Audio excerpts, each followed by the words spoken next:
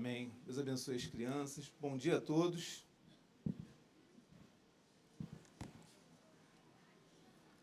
Palavra de Deus, abra sua Bíblia em Apocalipse.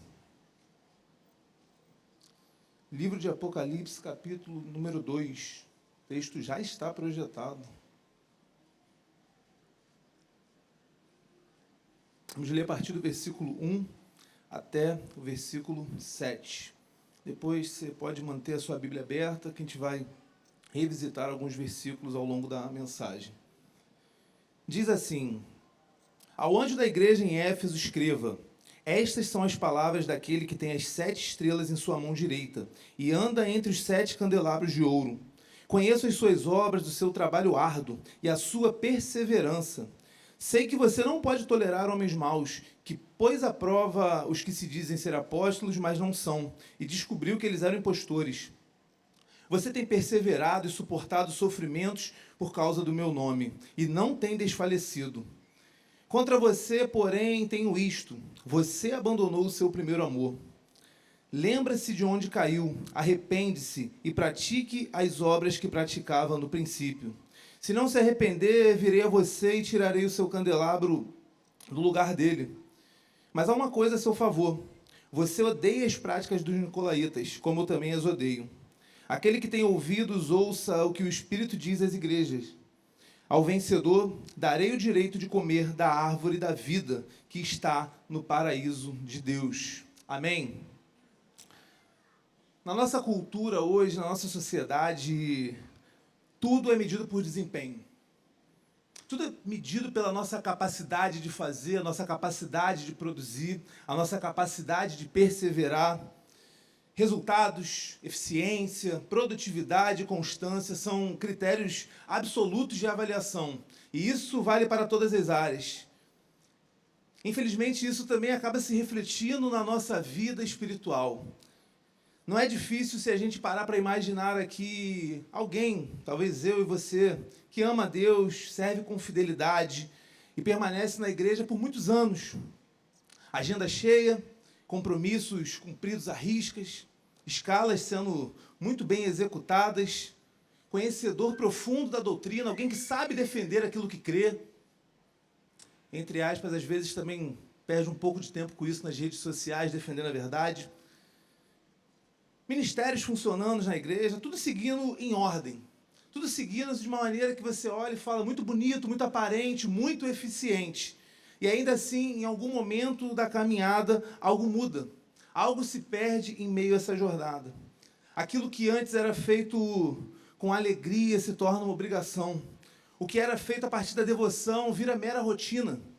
A fé, ela continua ativa, ela continua sendo executada no dia a dia, correta, constante, mas o coração já não pulsa mais daquela mesma maneira. O amor, ele já não é o mesmo. Você já não tem mais aquele ânimo, aquela força, aquele empenho, aquela principal motivação que você tinha desde o princípio. Não houve escândalo, heresia ou alguma ruptura visível com aquilo que nós entendemos como pecado. Falhas de caráter, deixar de ir para a igreja, não teve nada disso. Apenas acontece ali um esfriamento silencioso.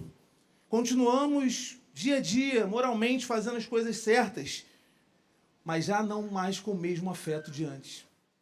Já não mais movidos pela mesma causa, pela mesma razão. Essa carta aqui, endereçada à igreja de Éfeso, uma carta do próprio Senhor Jesus, revelando a João, ela nos confronta exatamente nesse paradoxo, ela nos chama a refletir a respeito disso. É possível, é muito possível, trabalharmos intensamente para Deus, defendermos a verdade, sermos exemplos morais e éticos, e ainda assim perdermos aquilo que é essencial. E ainda assim estarmos desviados daquilo que deveria verdadeiramente nos motivar e nos motivou um dia. Aos poucos, nunca de uma hora para outra, a fé, ela deixa de ser essa relação viva e passa a ser uma mera rotina. Deixa de ser devoção e se transforma em mera performance. Deixa de ser amor e passa a operar de modo automático. Por quê? É possível fazermos as coisas certas e ainda assim perdermos o nosso coração. É possível sermos um grande exemplo de alguém olhar e falar, olha, essa pessoa é uma boa pessoa. É honesto, é trabalhador, vai à igreja, não trai, não rouba. E ainda assim, essa pessoa é exemplar, ter o coração totalmente frio, distante do amor de Deus. Isso acontece em meio a coisas boas, em meio à rotina. A rotina, ela tem, às vezes, o poder de ou nos transformar em alguém dedicados na nossa vida devocional, alguém que progride no amor de Deus, dia a dia nos alimentando da palavra, dia a dia nos encharcando, como o nosso pastor Jackson sempre diz, do gotejar da graça. Ou também a rotina, ela pode transformar a nossa espiritualidade em algo mecânico. O zelo pelo Senhor, pela palavra, se torna mero mecanismo e a nossa espiritualidade é uma frieza funcional. O que começa na devoção pode lentamente se tornar apenas uma manutenção do status e da aparência. Porque às vezes a gente fala assim, não posso perder o status de crente, porque ser crente talvez é algo bom. Quando eu digo, olha, eu sou crente, eu sou filho de Deus, eu sirvo na igreja, eu estou de alguma forma querendo dizer, olha, eu sou uma pessoa correta, eu sou uma pessoa honesta. Deveria ser. Eu sou uma pessoa que é fiel, eu sou uma pessoa que age corretamente. E às vezes a gente não quer perder esse status, porém o nosso coração já está totalmente distante daquele que nos chamou em amor. Isso acontece de forma sutil. Isso, como eu falei, não é uma ruptura total em algum momento, algo visível, algo escancarado. É de maneira sutil, não é uma rebeldia aberta e deliberada que fazemos a Deus. A gente decide, olha, agora não quero mais amar ao Senhor. Pronto, eu acordei hoje, eu decidi que esse negócio de amor ao Senhor é muito radical, eu vou viver aqui a vida da minha maneira e está tudo certo. Isso acontece por um desgaste silencioso, lento, que ocorre dia a dia. Então, nós incorremos no perigo de ter uma espiritualidade correta na forma, mas morta na essência. E é exatamente nesse ponto que essa carta de Cristo à igreja de Éfeso, ela nos alcança e ela fala aos nossos corações. É importante nós percebermos e ter isso em mente como pano de fundo. Não se trata de uma igreja liberal, relaxada, teologicamente confusa. Não era esse o caso de Éfeso.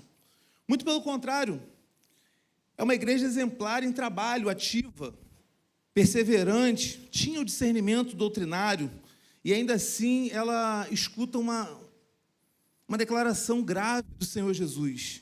Versículo 4, ele diz, eu tenho, porém, contra você, que abandonaste o teu primeiro amor. Ele vem de uma série de elogios e ele fala, mas olha, eu tenho isso contra você. Você funciona muito bem, vocês são ótimos trabalhadores. Porém, tem um erro. Vocês abandonaram o primeiro amor. Essa carta, ela não surge de forma isolada. Ela integra aqui a grande visão inaugural de Apocalipse, do capítulo 1 ao capítulo 3, no qual nós temos aqui a revelação do Cristo ressurreto como Senhor da história, juiz das nações e pastor da sua igreja. João, ele vê Cristo glorificado andando em meio aos candeeiros de ouro, em meio aos candelabros. No Apocalipse nós temos essa linguagem aqui, falando uma tipologia a respeito da igreja. E isso nos traz uma lembrança muito importante que não podemos perder de vista. Cristo não governa e pastoreia a sua igreja à distância. Ele caminha no meio do seu povo. Ele vê, conhece, se relaciona, discerne e avalia o coração de cada um de nós. E o texto que nós lemos, ele nasce desse olhar atento, pastoral e santo do Cristo vivo e ressurreto que governa a história. Esse Cristo que anda em meio aos candeeiros de ouro, que anda em meio à sua igreja, é apresentado logo na abertura do livro, não apenas como juiz das nações, mas como aquele que ama a sua igreja. No capítulo 1, João vai dizer ali, entre o versículo 4 e 6, ele vai falar que ele nos ama, ele que nos ama, e nos libertou dos nossos pecados por meio do seu sangue, e nos constituiu reino e sacerdotes, para servir a Deus, ao seu Deus e Pai. Então é a partir dessa visão, dessa ideia do Cristo ressurreto, que essas cartas elas começam a ser escritas às 7 igrejas. As 7 igrejas da Ásia Menor não são meros catálogos ou apêndices pastorais contidos no livro de Apocalipse, não são mensagens ocasionais. Elas formam uma unidade orgânica com a visão do capítulo 1. E cada carta traz um alerta ao povo de Deus. Onde nós lemos aqui, estas são as palavras que repetidamente acontecem nas cartas. Aqui a gente tem um eco do Antigo Testamento, onde tinha os profetas dizendo, assim diz o Senhor. Então a gente tem essa ideia que é o próprio Deus falando com o seu povo diretamente. É uma carta do próprio Deus endereçada ao seu povo. Então não se trata de um mero aconselhamento espiritual, mas uma avaliação divina, pronunciada pelo Cristo ressurreto, por meio do Espírito, às igrejas.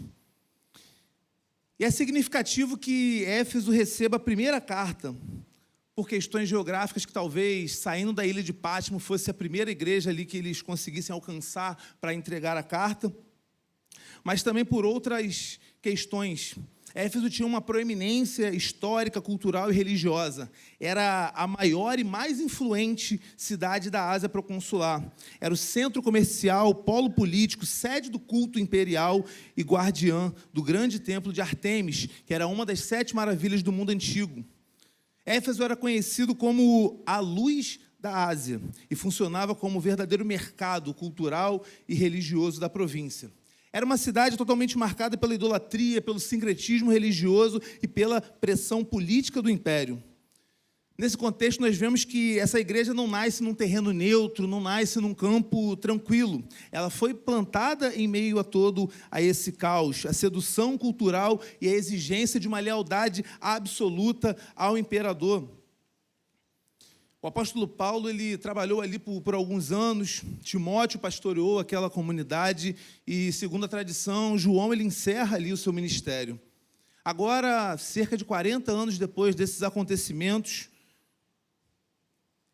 Cristo se dirige a uma segunda geração de crentes daquela comunidade, formada em meio a esse contexto de resistência e de discernimento e uma vigilância constante aos falsos mestres, a doutrinas complicadas e erradas que estavam circulando sobre aquele local. O cenário é perturbador.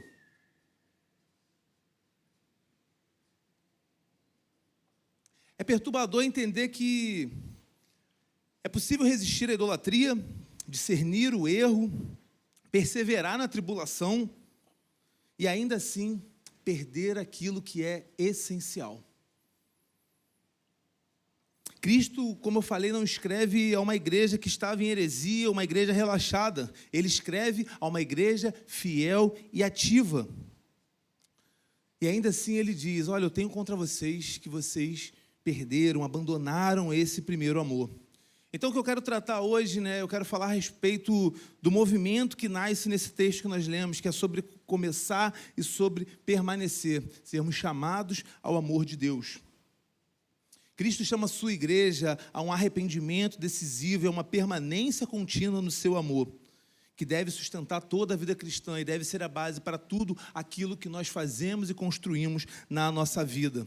Não se trata aqui de recomeçar do zero, mas de voltar ao centro. Não se trata de fazer mais, mas de amar corretamente e fazer tudo a partir desse amor.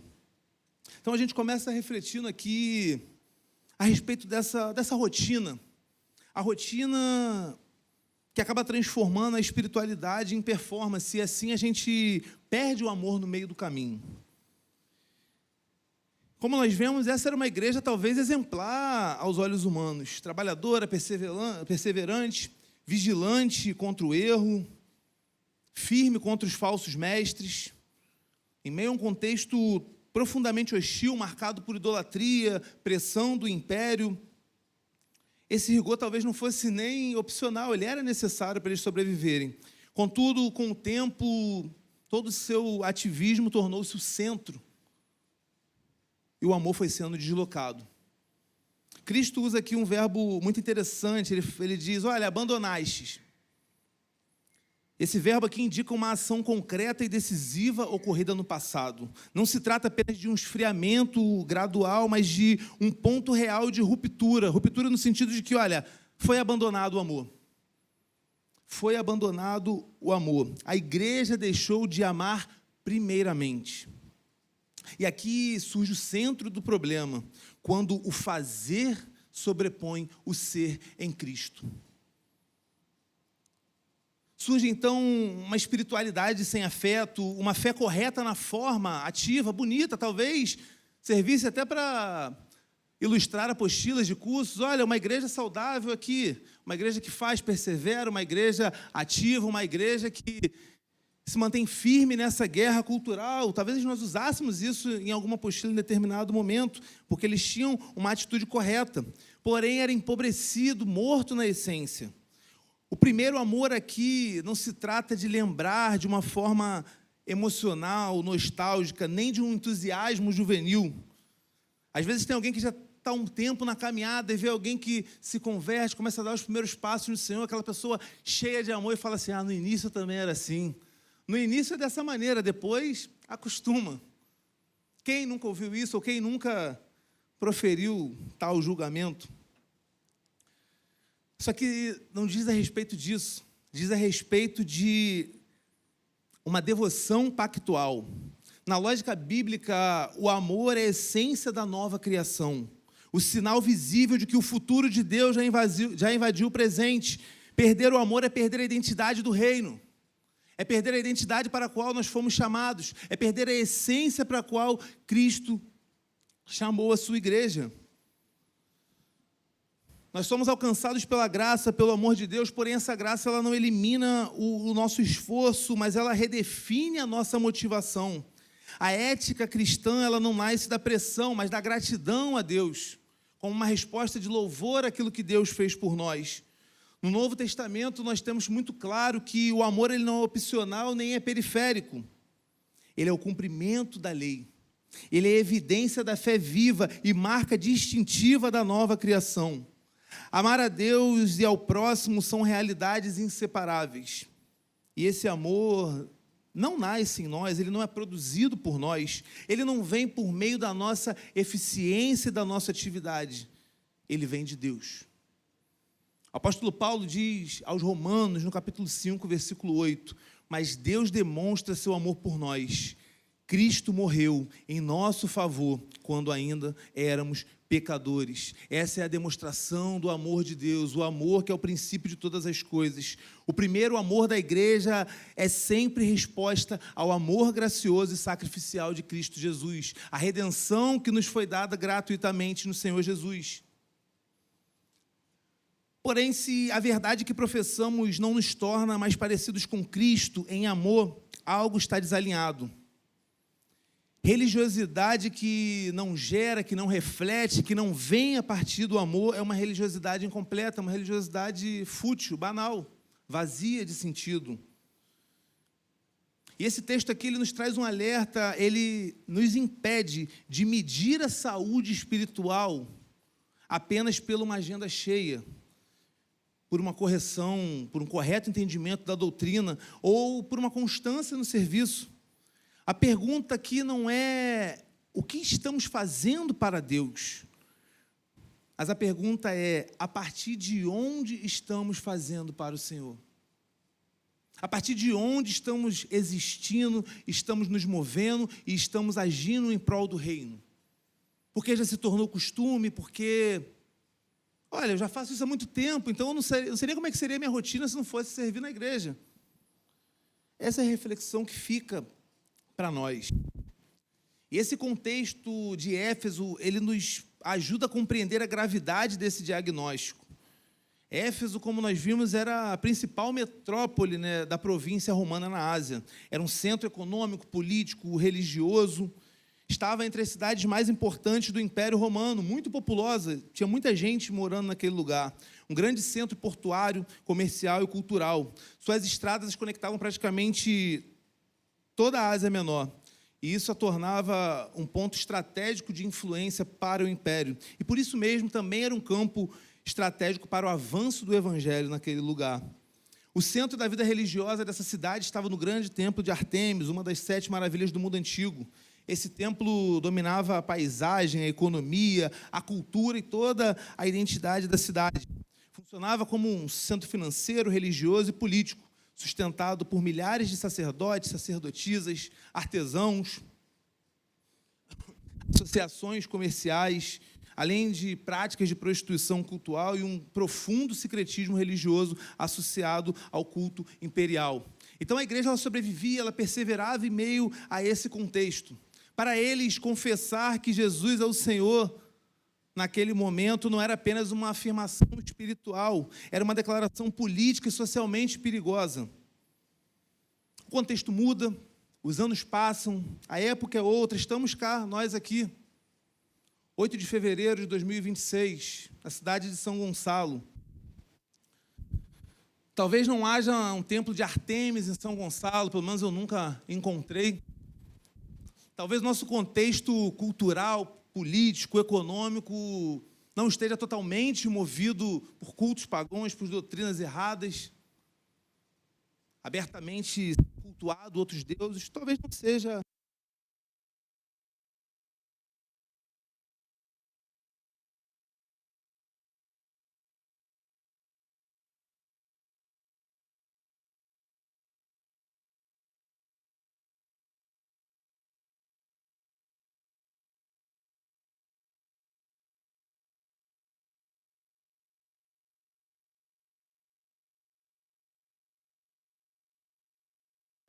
esse destino, nesse mundo pecaminoso, sistemas, valores, narrativas que exigem lealdade absoluta. Permanecer fiel a Cristo continua exigindo vigilância. O perigo que nós temos aqui é permitir que essa vigilância substitua a verdadeira comunhão. Pois a verdadeira comunhão é o amor com Deus e ela deve ser a base para tudo aquilo que nós fazemos. Nós deixamos de viver segundo a maneira desse mundo, não é porque é legal, não é porque é correto, não é porque nós queremos ser pessoas melhores, mas é porque a graça de Cristo nos alcançou, o amor de Deus superabundou em nossa vida e nos tornou novos em Cristo Jesus. E como igreja nós temos essa realidade, essa nova identidade em Cristo Jesus e vivemos a partir dessa realidade, a realidade que tem como base o amor. O amor que deve vir primeiramente. Jesus ele reconhece aqui o trabalho deles, ele fala, olha, vocês são bons trabalhadores sim. No versículo 2 ele diz, eu conheço as tuas obras, o seu labor, a sua perseverança, está show de bola, vocês estão trabalhando bem, vocês são ativos. Eles trabalhavam sim, eles cumpriam as escalas, chegavam no horário, não faltavam escalas, eram obreiros que talvez a gente ore pedindo obreiros desses. Quem não queria trabalhadores desses na sua igreja, na sua comunidade de fé, no seu time? Eles suportavam perseguições, não toleravam falsos mestres. O trabalho era intenso, cansativo, custoso.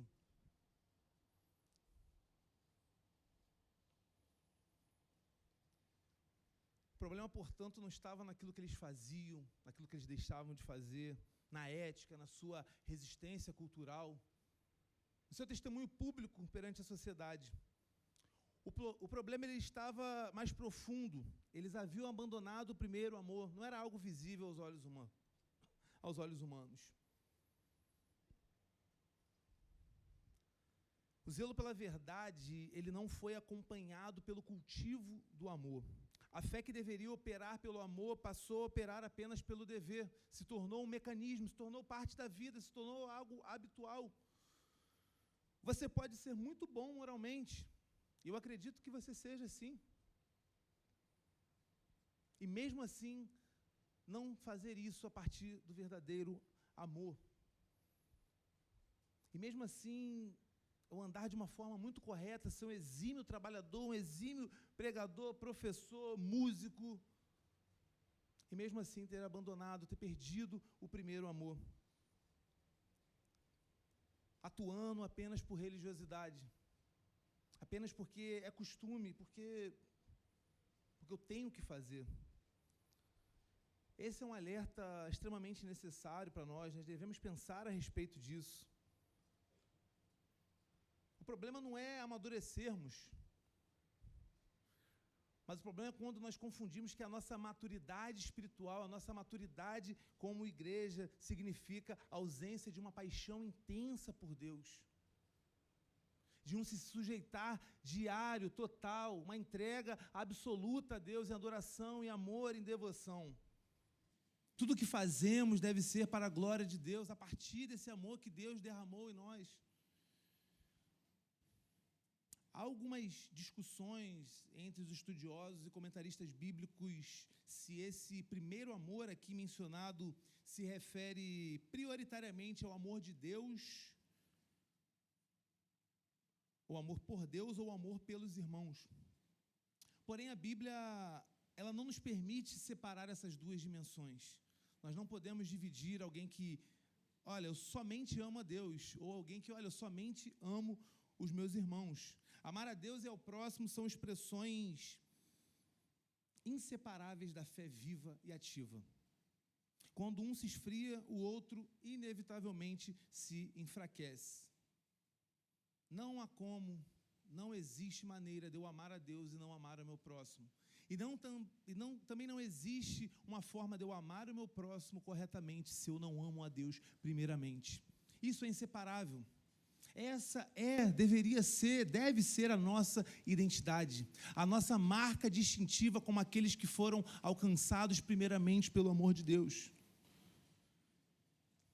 A luta constante contra o erro, ela acabou produzindo uma espiritualidade endurecida. Defender a verdade tornou-se mais importante do que amar o Deus da verdade. E amar aqueles por quem o Deus da verdade morreu. O zelo, ele perdeu a ternura. A religiosidade, ela se tornou áspera, fria. Por que nós fazemos? E de maneira sincera, eu te convido a pensarmos sobre isso. A você fazer essa pergunta para você mesmo. A forma como eu tenho vivido a vida cristã tem sido mera repetições de atos, mera religiosidade? Ou tem sido a partir, primeiramente, desse amor a Deus? Primeiramente, entendendo que tudo que eu faço, a minha existência no mundo é porque Deus me amou primeiramente, e esse amor alcançou a minha vida. E como gratidão, como resposta a esse amor, eu vivo para Ele todos os dias da minha vida. Parece que a gente procura gastar uma força em nos defendermos do mal. E nós temos que ter essa vigilância. Nós temos que ter essa cautela. Nós temos que saber discernir o erro, sim. Porém, não podemos deixar que essas coisas tomem o lugar principal da nossa vida e deixarmos de nos relacionarmos com o Deus da verdade. Queremos saber tantas coisas, queremos a resposta para tudo, queremos saber discutir com os ateus, com os cientistas, com os hereges. Mas por que nós fazemos isso? Para quem que nós fazemos isso? É a partir do amor.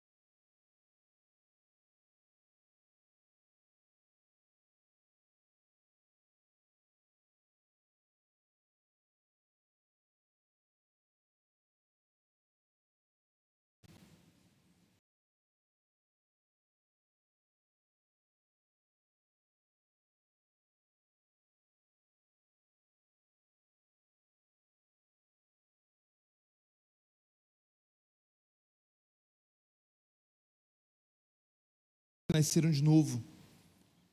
Jesus, ele não minimiza esse problema. Ele não diz, olha, é compreensível. Ele não relativiza isso por conta do contexto, por conta do trabalho que eles executavam. Ele afirma de forma direta, olha, eu tenho contra ti. Imagina a seriedade de você receber uma carta de Cristo e ouvir, olha, eu tenho contra ti. Ele vem te elogiando, você começa a carta lá em cima, talvez você pare até de ler, fala, olha, tá vendo, eu sou o funcionário do mês, nós somos a igreja de destaque aqui, nós vamos ganhar um prêmio. Porém ele fala, tudo muito bom, tudo muito legal, mas eu tenho contra vocês, que vocês perderam o primeiro amor. Vocês funcionam muito bem, vocês são exemplares, olha, palmas, mas a partir de quê? E por que vocês fazem o que fazem? Sem amor, a nossa prática cristã ela se torna árida. Sem amor, o trabalho ele se torna peso. Sem amor, a igreja deixa de refletir o verdadeiro caráter do seu Senhor. Uma igreja pode manter a forma e perder a luz. Pode deixar de brilhar e resplandecer a luz do Senhor. Religiosidade sem amor não sustenta o testemunho e a missão da igreja. Não sustenta. A missão da igreja, a missão de Deus entregue a nós, ela não é feita com base no exemplo moral, mas é pelo poder de Deus, pelo amor de Deus, que é a marca visível e sinal do reino através da sua igreja. E isso traz uma lembrança que, mais um ponto de alerta para nós, de reflexão. A permanência institucional não é a garantia de fidelidade espiritual. Você pode vir a todos os cultos, você pode vir a todas as reuniões, você pode ler a Bíblia todos os dias, você pode ser o suprassumo da pontualidade, da frequência, e mesmo assim, estar vivendo longe do amor de Deus. Fazendo a partir da religiosidade, a partir do status. Podemos manter cultos, ministérios, estruturas e ainda assim já não ser luz para a cidade. Às vezes a gente demonstra uma boa estrutura empresarial, mas sem a verdadeira essência, que é o amor. E a partir desse diagnóstico, nós vamos para um outro ponto do texto. O chamado que Cristo faz à igreja. E ele traz aqui 3 imperativos interessantes que vale a nossa reflexão. Lembrar, arrepender-se e praticar. Jesus ele não deixa a sua igreja sem orientação, ele não somente fala a respeito do problema e emite o juízo. Ele aponta o caminho para a restauração. Louvado seja Deus porque o Senhor não nos deixa perdidos em nossos pecados. Louvado seja o Senhor porque Ele não nos abandona na nossa frieza, na nossa religiosidade. Em amor Ele nos chama a voltarmos ao centro, a voltarmos à essência.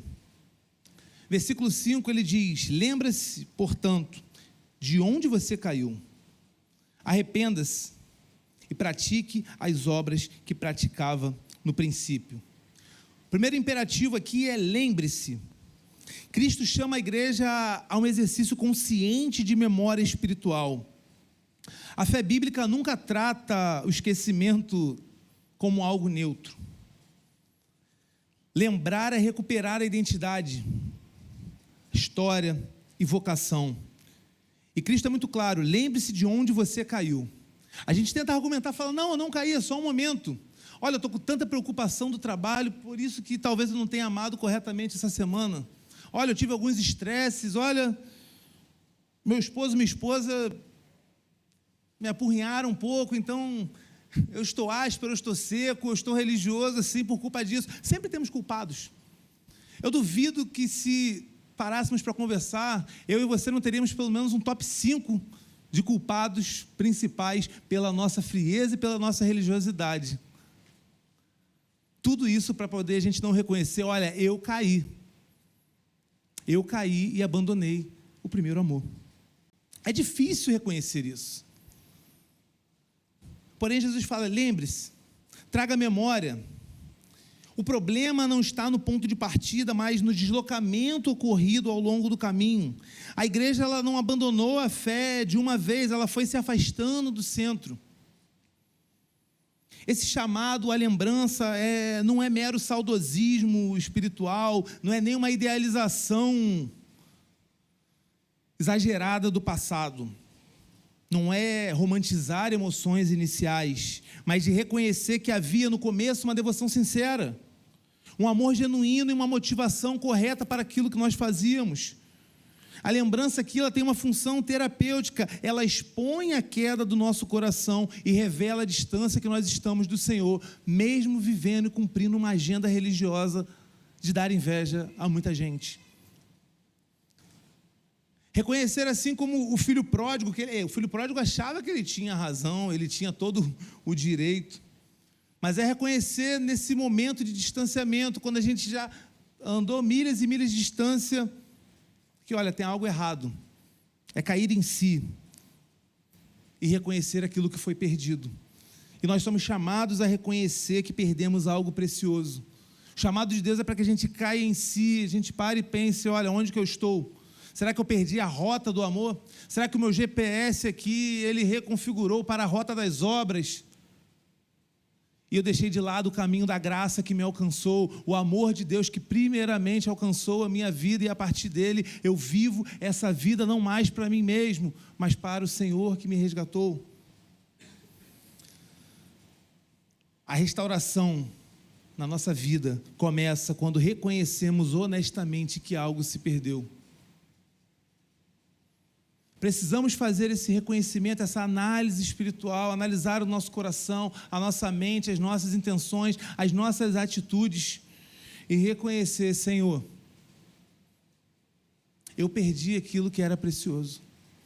Eu tenho funcionado, eu tenho caminhado, porém a essência ela já não é mais a mesma. E com isso vem o segundo imperativo, que é arrependa-se.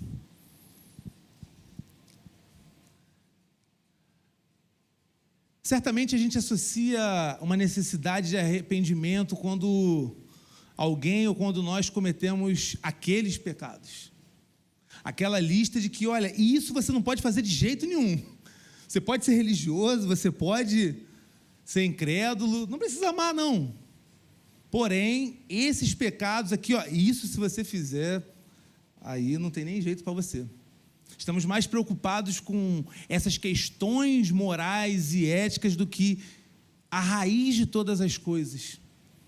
Nós lutamos contra o pecado, nós vivemos de uma maneira correta, não porque a ação em si é o que nos move, mas porque nós entendemos esse amor de Deus que vem antes de todas as coisas, que nos resgata, que nos torna novas pessoas, e como novas pessoas, como essa nova humanidade em Cristo Jesus, já não podemos mais andar dessa maneira.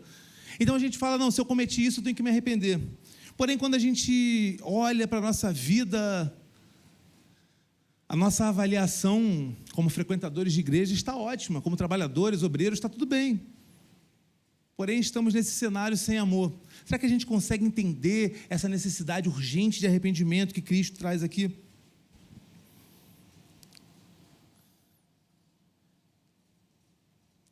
Perder o primeiro amor exige arrependimento, porque revela uma reorientação equivocada da nossa vida espiritual. Não se trata de um mero sentimento de culpa, não é isso, não é remorso. É uma mudança concreta e total da nossa mente, da nossa postura e da nossa direção. Cristo não nos chama apenas a sentir, mas a mudar. E Ele nos dá os meios necessários. O Espírito do Senhor atua em meio da sua igreja. O Espírito do Senhor habita no seu povo, tornando-nos novos em Cristo Jesus. Mudando a nossa forma de ver o mundo, a nossa forma de agir no mundo, a nossa forma de ser no mundo. Uma forma baseada, com essência no amor de Deus.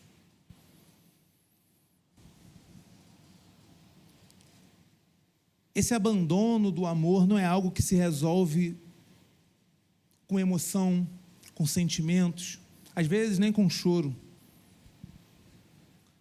Mas há uma necessidade real de um realinhamento e um compromisso com Deus.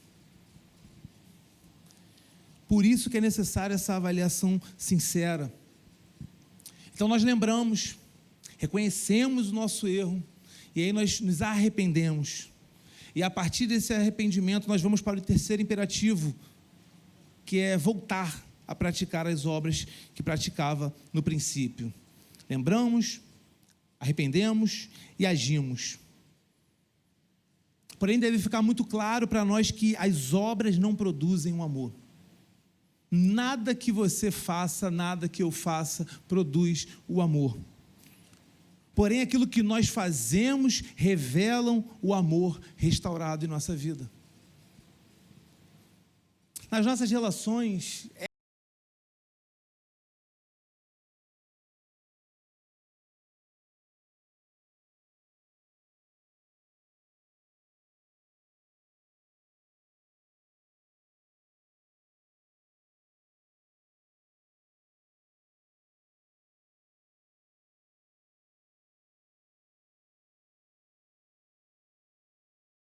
casamentos não viram uma mera parceria, amigos, às vezes nem amigos, inimigos vivendo no mesmo teto que aprenderam a conviver anos dessa forma.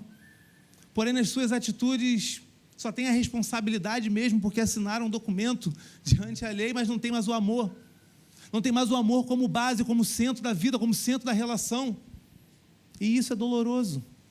Sejam amizades, casamentos, relações, pais e filhos. É muito ruim você estar numa relação onde o amor não é o centro de todas as coisas. Sentimos tristeza com isso. Porém, devemos pensar dessa maneira, por essa ótica, para o nosso relacionamento com Deus. Agimos de forma mecânica ou com base no amor. Trabalhamos para o Senhor, fazemos, porque já é rotina. Eu já nem sei mais viver de outra maneira. Desde pequeno, minha mãe me trazia para a igreja, eu vivo isso. É mecânico. Ou porque eu reconheço e meu coração está cheio, transbordando do amor de Deus. As obras aqui do princípio não são atividades externas, mas ações que fluem do amor. O amor bíblico, ele sempre vai ser expressado em gestos concretos de cuidado, comunhão, hospitalidade, perdão e serviço. Quando amamos ao Senhor, primeiramente, somos irmãos melhores.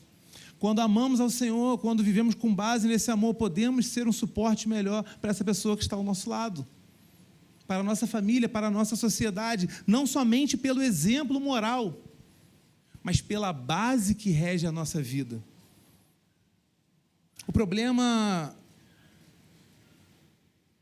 nem sempre é a prática, mas a fonte da prática. Podemos fazer coisas boas de uma maneira totalmente pecaminosa, porque estamos fazendo sem amor.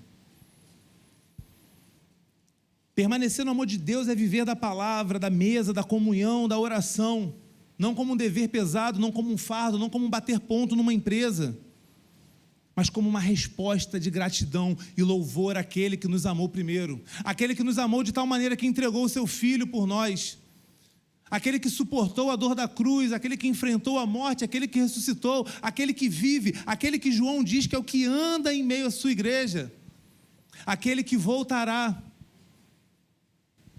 aquele com o qual viveremos para todo sempre. E essa relação deve ser uma relação de amor. É uma relação eterna com base no amor de Deus que é eterno, no amor de Deus que é imutável, no amor de Deus que é maior do que a nossa compreensão, maior do que as nossas atividades, maior do que o nosso medo, maior do que a nossa frieza, maior do que a nossa religiosidade vazia, maior do que o nosso status social. Não importa o nosso status, importa o nosso amor. Importa a nossa fidelidade a Deus com base no amor de Deus. Nós não servimos ao Senhor de maneira fiel porque nós aprendemos em um curso ou pela rotina, mas porque por amor Ele se entregou por nós e derramou o seu Espírito, e o Espírito do próprio Deus habita em nós, se relaciona com nós e nos move a viver essa nova vida, aonde não vivemos mais para nós mesmos, aonde não aparentamos mais um status social moralmente aceito, mas aonde anunciamos o reino de Deus, aonde através da nossa vida mostramos como exemplo vivo e concreto a nova vida de Deus. Sabemos que o reino de Deus, a eternidade, é paz, amor e alegria no Espírito. Vamos evangelizar alguém, nós falamos, olha, o reino de Deus é um reino de amor. Eternamente você vai viver em amor. Temos o discurso pronto, sabemos falar. Porém, quando as pessoas olham Ou quando nós colocamos a nossa cabeça no nosso travesseiro e não tem ninguém olhando, onde não tem uma performance espiritual, esse amor é transmitido? Esse amor, ele é visto? Olha, essa pessoa faz algo com paixão. É fácil a gente reconhecer quando alguém faz algo meramente porque tem que fazer, porque é uma obrigação, porque ganha dinheiro com isso, ou quando alguém faz por amor. Quando alguém faz a partir do amor. Quando o amor é restaurado, as obras deixam de ser um peso, um fardo, e voltam a ser uma resposta de gratidão. O serviço deixa de ser uma cobrança e se torna uma expressão de louvor sincero ao Senhor. Jesus, ele fala aqui de uma forma severa até, no versículo 5, se você não se arrepender, virei a você e tirarei o seu candelabro do lugar. Essa aqui é uma das declarações mais fortes do texto. O candelabro, que representa a identidade da igreja como portadora da luz do Senhor. Aqui se trata a respeito da remoção do testemunho público da comunidade. A remoção do candelabro não é a perda do prédio, da denominação, mas da identidade real da igreja. Uma comunidade, ela pode existir sociologicamente e já não existir espiritualmente.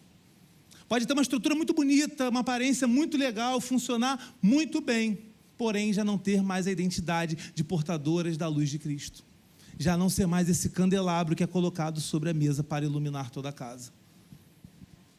E às vezes nós nos perguntamos por que há tantas igrejas, há tantas instituições, e na prática nós não vemos uma transformação ao redor.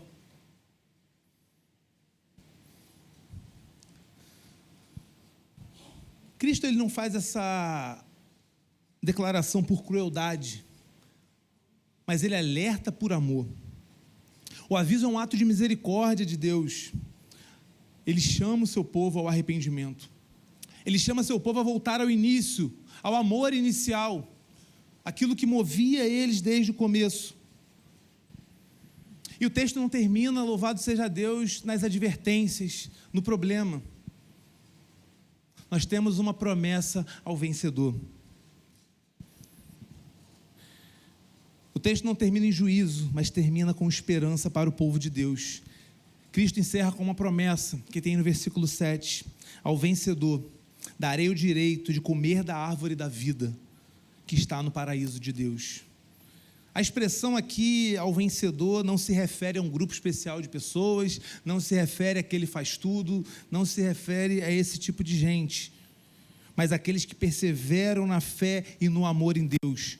Vencer aqui no contexto do Apocalipse não é conquistar pelo poder, na força humana, mas permanecer fiel até o fim ao Cordeiro que venceu.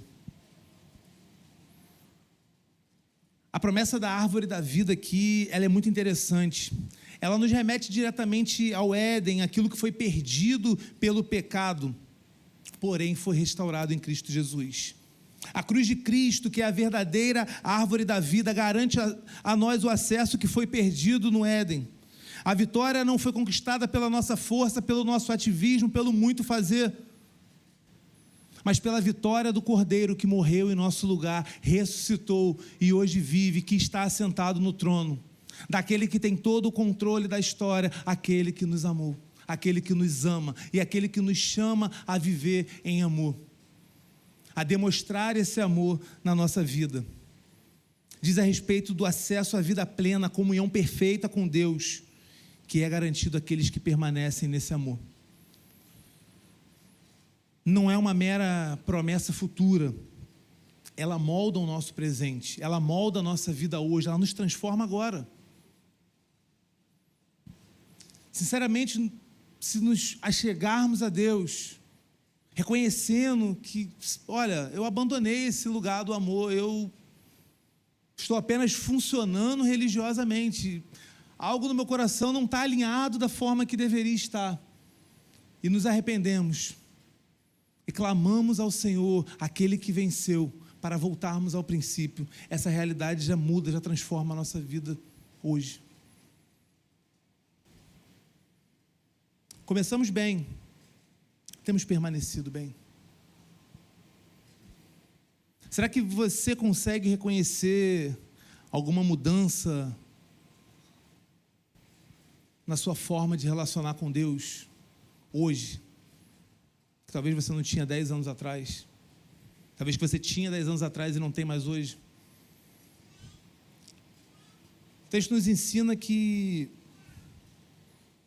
podemos ser ativos, fiéis na doutrina, perseverantes contra o erro, contra a cultura, contra esse mundo pecaminoso. Olha, eu sou fiel, eu não me dobro aos prazeres desse mundo, da cultura. Eu não vou pular carnaval, eu vou estar aqui domingo. Dia 15 eu vou estar no culto aqui, eu vou chegar cedo para ajudar. Eu não estou me dobrando à cultura, eu sou alguém fiel. Mas o texto nos ensina que não é somente isso.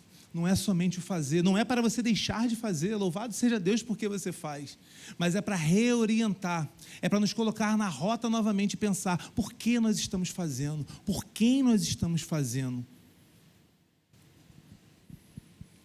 Eu te convido a orar nessa manhã, eu te convido a falar com o Senhor de maneira sincera.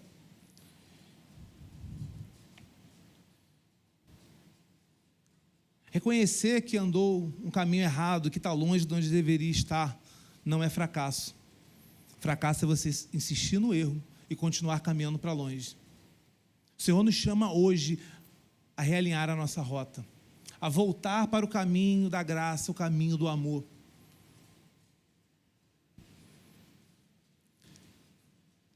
Como diz no final do texto, aquele que tem ouvidos para ouvir, ouça o que o Espírito diz às igrejas. Fale com o Senhor nesse momento, peça ao Senhor para te trazer a lembrança, peça ao Senhor arrependimento genuíno, peça ao Senhor, me leva de volta às primeiras obras. E para você talvez que nunca caminhou com o Senhor, para você talvez que ainda não experimentou esse primeiro amor que não vai durar somente hoje, esse primeiro amor que é eterno, que é imutável, que é constante, que é fiel. Peça ao Senhor, derrama esse amor sobre a minha vida, me transforma a partir desse amor. Eu reconheço que eu não consigo, a forma que eu ando, o que eu faço, já não tem mais sentido nenhum, se não for pelo amor do Senhor. O Senhor nos convida a viver esse amor, e esse convite é para todos. Não há o que você tenha feito, não há o que você tenha pensado, tentado, que te afaste desse amor de Deus. Se sinceramente você abrir o seu coração, reconhecer, olha, eu não consigo, olha, eu preciso, certamente o Senhor ouvirá com misericórdia, e o Espírito dele atuará na sua vida, trazendo transformação, trazendo conversão. Fale com o Senhor nesse momento.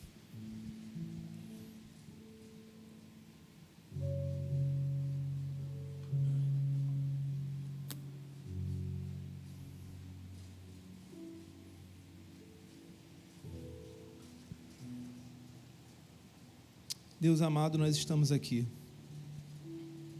Estamos aqui diante do Senhor, reconhecendo que Tu és soberano, reconhecendo que Tu és aquele que venceu. O Senhor é aquele que lutou a nossa batalha, aquilo que não poderíamos fazer, e nos convida a participar da Sua vitória. Aquele que enfrentou a morte por conta do meu pecado, mas que ressuscitou, que está vivo, que está assentado no trono, que reina, que governa todas as coisas. Aquele que nos ama, Jesus Cristo, nosso Senhor. Eis-nos aqui, Senhor. Eis-nos aqui, diante da Tua palavra. Eis-nos aqui, Senhor, diante da Tua igreja, reconhecendo as nossas falhas. Deus, nós temos pecado contra o Senhor, sim. Temos feito tantas coisas, temos atuado em tantas frentes, mas temos feito isso de uma forma tão mecânica, de uma forma tão fria. Deus amado, age com graça, Senhor. Restaura o amor em nosso coração, Senhor. Que o amor ao Senhor seja a prioridade da nossa vida. Que o amor ao Senhor seja o centro de tudo aquilo que a gente faça. Que o centro do nosso viver, do nosso agir, do nosso falar, ó Deus, seja o amor do Senhor. Faz transbordar esse amor em nosso coração, na nossa vida, através da nossa vida. Nos faz voltar, ó Deus, à prática das primeiras obras, Senhor. Como salmista, nós reconhecemos nosso pecado e oramos, torna-nos a dar a alegria da Tua salvação, Senhor. E a alegria da Tua salvação é o Teu amor que foi derramado por nós em Cristo Jesus. Enche-nos com Teu Espírito, enche-nos de amor, ó Pai. Reorganiza, Deus, a rota da nossa vida, Senhor, a rota do nosso coração. E que a nossa orientação seja sempre o amor do Senhor. Nos faz amar, ó Deus, verdadeiramente o Senhor, nos faz amar verdadeiramente o Teu povo. Nos faz amar verdadeiramente, Senhor. Nos torna homens e mulheres que amam sinceramente, amam verdadeiramente, para o louvor da Tua glória, Senhor, no nome de Jesus, amém.